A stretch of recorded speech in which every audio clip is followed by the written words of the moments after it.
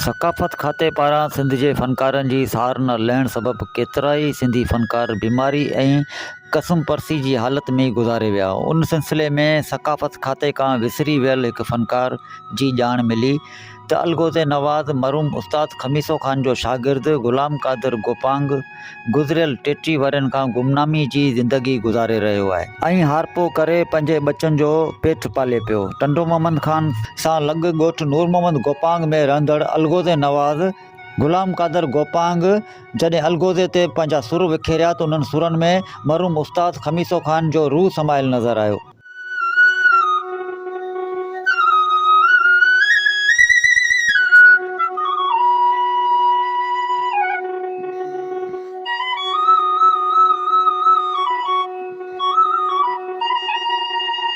अलगोज़े नवाज़ मरहूम उस्ताद खमीसो ख़ान सां तालुक़ ऐं उनखां फ़नी सिख्या हासिल करण जे हवाले सां संदसि चवणु हो त मुंहिंजो भाउ वॾो रेडियो हूंदो हुओ।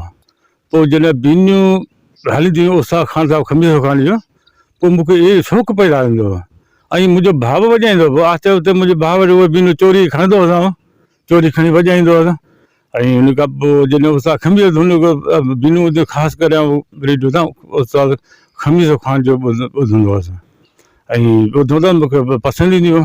पोइ नेठि ऐं बाबा खे चयो मुंहिंजो बाबा हाणे मूंखे मुंहिंजो उस्ताद कंदो उस्ताद खमीसो ख़ान, छो त मुंहिंजे बाबा जो नालो वाल साहिब जो खमीसो ख़ान हो ऐं मुंहिंजो बाबा बसि इन खां सिखिया कंदो। पोइ हू त बाबा जो दोस्त हो उस्ताद खमीसो बराबरि।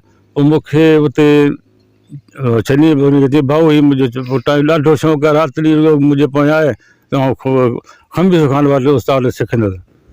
पोइ जॾहिं उते आऊं रहे त उते उस्ताद खमीसो वाली पोइ मुंहिंजो घर हो, उस्ताद हो, मुंहिंजो पीउ हुओ हुन खां सिखिया कया मां ऐं नेठि अची वियो त सिखी थी नौजवान थियो ऐं उस्ताद खमीसो ॾाढो पसंदि आऊं ईंदो त मूंखे ॿुधंदो बाबा मूंखे बि ॿुधाए तुंहिंजी ॿुधां वेठो ऐं बाबा इनशाला अची तूं सुठो तूं निकिरंदे अॻियां तुंहिंजो ॾिसां पियो त बाक़ाइदे तोखे दुनिया ॾिसंदी ॿुधंदी ऐं मुंहिंजो घसि जेको अलॻि आहे सभु मूं तोखे ॾेई छॾियो आहे जेको फन।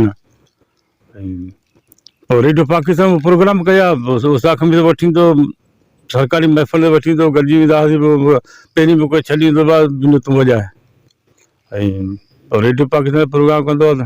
रेडियो पाकिस्तान खां 78 में प्रोग्राम कयासीं रेडियो पाकिस्तान हैदराबाद सां। पोइ कंदो त पोइ 90 जी 90 प्रोग्राम मूंखे मिलिया मूं कया। पोइ उन्हनि पोइ अलाए छाजे करे उहो प्रोग्राम बंदि करे छॾियो। न असांजी राब्तो कंहिं ॿिए कंहिं कोन राब्तो कयो जीअं हुतां 90 खां पोइ कंहिं राब्तो न। अॻे प्रोग्राम कंदो गवर्नमेंट जा प्रोग्राम मूं कया बाक़ाइदे सरकारी, घुराईंदा हुआ वेंदो हुउसि, लेटर ईंदा हुआ वेंदो हुउसि। 90 खां पोइ मूंखे का शइ कान मिली हुकूमत तरफ़ां, न सकाफ़त खाते तरफ़ां का शइ कान मूंखे, न लेटर मिलियो न हुन पुछा की कहिड़े हाल में आहे, कीअं आहे, छा आहे। ऐं अञा पोइ हिते पंहिंजी मज़ूरी कंदा पंहिंजो पासां गॾु हूंदो आहे, अलॻि गॾु हूंदो आहे। बसि जॾहिं कमुकारु करे वेंदो आहियां पोइ हिते पोइ वॼाईंदो पंहिंजी दिलि जी ख़ुशी कंदो आहियां। बसि शौक़ु आहे हिकिड़ो, दिलि जी ख़ुशी कंदो आहियां ऐं उन ख़ुशी में वॼाईंदो आहियां। पोइ वरी पंहिंजे कमुकार ते लॻा पेट गुज़र करिणो आहे। बचा न बचा त पालणा त आहिनि, ॾियण वारो रब जी ज़ात आहे। पर मूंखां मूंखां कंहिं पुछियो कोन त छा आहे तव्हां तूं कहिड़े हालनि में, छा आहे न सकाफ़त खातो, न रेडियो पाकिस्तान, कंहिं पुछियो कोन्हे। सिंध जे हिन सुरीले फ़नकार रेडियो पाकिस्तान ऐं सकाफ़त खाते खां मुतालबो कयो त अञा वक़्तु न वियो आहे संदसि सार लधी वञे। कैमरामैन ग़ुलाम अहमद सिंधी सां गॾु नियाज़ ख़ासकेली, महरान TV, टंडो मोहम्मद ख़ान।